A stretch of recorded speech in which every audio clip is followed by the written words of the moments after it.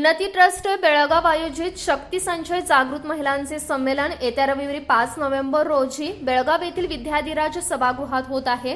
रविवारी सकाळी 11 वाजता प्रसिद्ध लेखिका आशा रतन यांच्या हस्ते शक्ती संचय संमेलनाचे उद्घाटन होईल। या संमेलनात प्रमुख प्रवक्त्या म्हणून पुण्याच्या महिला समन्वय अखिल भारतीय सहसंयोजिका भाग्यश्री साठे यांची उपस्थिती असणार आहे। 11 वाजता व्यवसाय आणि कार्यक्षेत्र आधारावर 11 गटात चर्चा आणि संवाद कार्यक्रम होणार आहे। कन्नड साहित्य परिषदच्या अध्यक्षा मंगला मेडकुड यांच्या अध्यक्षतेखाली संमेलनाचा समारोप कार्यक्रम होणार आहे। या कार्यक्रमास प्रमुख वक्त्या म्हणून बेंगळूरच्या अदम्य चेतन संस्थेच्या अध्यक्षा तेजस्विनी आनंद कुमार या उपस्थित असणार आहेत।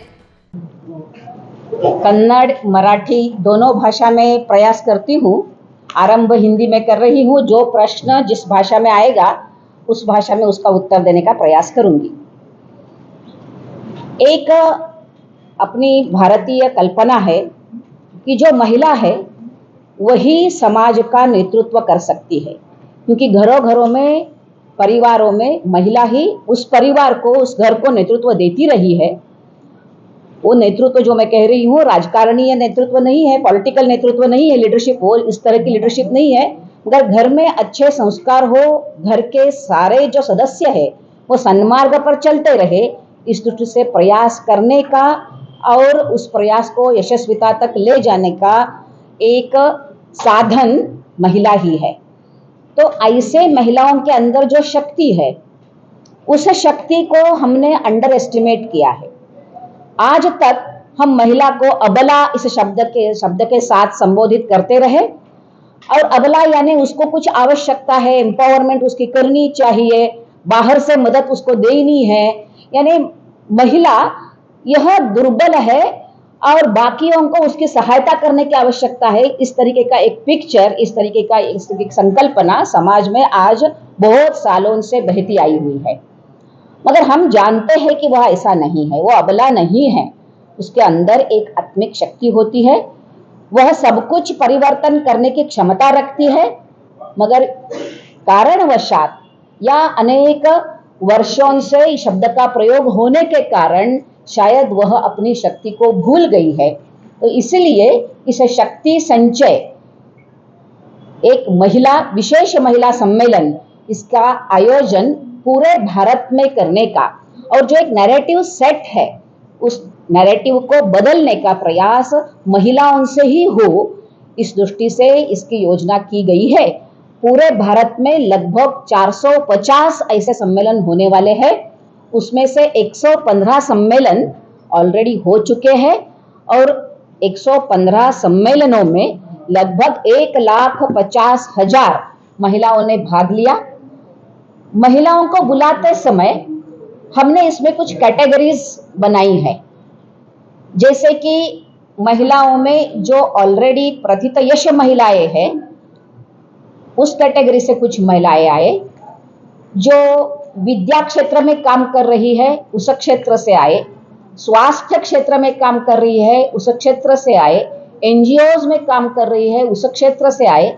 इस तरह से 11 कला अनेक ऐसे कैटेगरीज 11 कैटेगरीज हमने ढूंढी है, बिजनेसमैन, तो इस सब कैटेगरीज से महिला वहां आए, सामान्य महिला तक, सामान्य गृहिणी तक।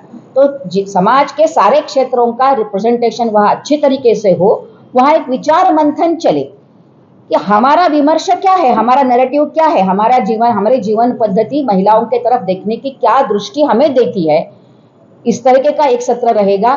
दूसरा सत्र ओपन डिस्कशन का रहेगा, जहां लोकलाइज्ड कुछ समस्याएं हैं महिलाओं को, तो उसके बारे में चिंतन होगा और सारे जो कैटेगरीज की महिलाएं वहां आएगी वो उसमें हिस्सा लेकर आगे का रोड मैप के लिए कुछ ना कुछ प्रयास हम कैसे कर सकते हैं, सामूहिक प्रयास से कुछ होगा क्या, या अपने अपने क्षेत्र में अलग अलग तरीके से प्रयास करना है, इस तरीके से वो ग्रुप डिस्कशन रहेगा।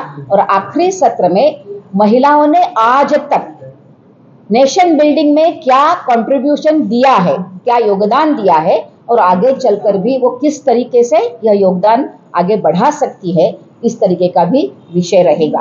तो ऐसे 3 स्तरों में यह सम्मेलन होने वाला है। यहाँ बहुत कुछ मनोरंजन का वगैरह कोई भाग नहीं है, ये केवल वैचारिक सम्मेलन ही है। और आश्चर्य होता है कि ऐसे वैचारिक सम्मेलनों में भाग लेने के लिए देश के विविध प्रांतों में कुछ सम्मेलनों में मैं जाकर भी आई हूँ। राजस्थान जैसे प्रांतों में भी 1000 तक की संख्या रही और महिलाओं ने बहुत ही उत्स्फूर्तता से उसमें भाग लिया और पूरे सत्र में वैचारिक योगदान भी बहुत अच्छा किया है। जैसे कि अभी राजस्थान का मैंने उल्लेख किया, तो वहाँ जो बाल विवाह की पद्धति अभी लीगलाइज्ड न होने के बाद भी कौन से क्षेत्र में है और उसके लिए हम क्या कर सकते हैं, इस तरीके के विषयों पर भी चर्चा हुई।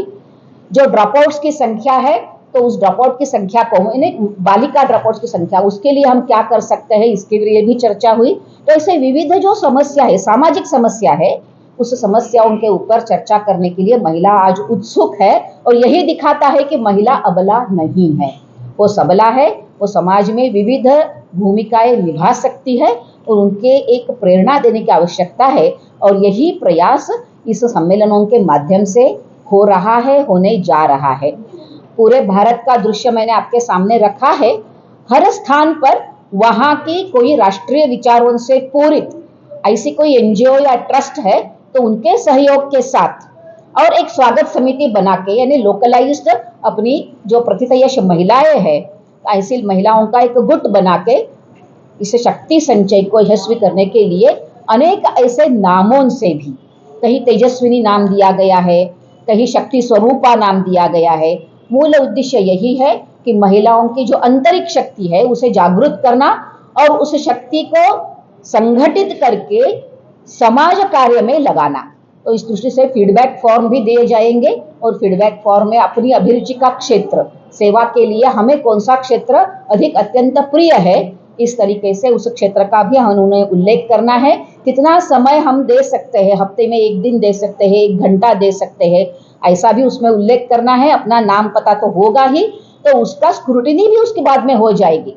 ऐसा नहीं कि 1000 फीडबैक फॉर्म आए वो डंप हो गए, ऐसा नहीं हो रहा है, कहीं भी नहीं। जैसे मैंने बताया 115 अभी सम्मेलन हो गए, उसमें सारी स्क्रूटिनी भी अभी चल रही है और आगे जाकर एक विशाल रूप में एक रोड मैप बनेगा कि राष्ट्र कार्य में या राष्ट्र के डेवलपमेंट में महिला कैसे भाग ले सकती है। मैं अभी कर्नाटक की उत्तर भाग की संयोजिका जो है, उत्तर कर्नाटक जो भाग है उसकी संयोजिका यहाँ उपस्थित है। तो कर्नाटक में कहाँ कहाँ होने वाले हैं? देशभरात अनेक ठिकाणी महिला संमेलने भरत आहेत। त्याचसारखे महिला संमेलन कर्नाटक उत्तर प्रांतमध्ये येणाऱ्या नोव्हेंबर-डिसेंबर या 2 महिन्यात 14 ठिकाणी होणार आहे। महिला एकत्रितपणे समाजात असलेल्या समस्यांचे निवारण करण्याकरिता सक्रिय व संघटित होतील, भविष्यातील भारताच्या विकासातील आपल्या भूमिकेवर लक्ष केंद्रित करतील। या संमेलनात विविध 11 क्षेत्रातील महिला सहभागी होत आहेत। असे हे नारी शक्तीचे संमेलन हे ऐतिहासिक संमेलन असणार असल्याची अपेक्षा व्यक्त केली जात आहे। Mahadev Pawar, canon city news, Belgaum.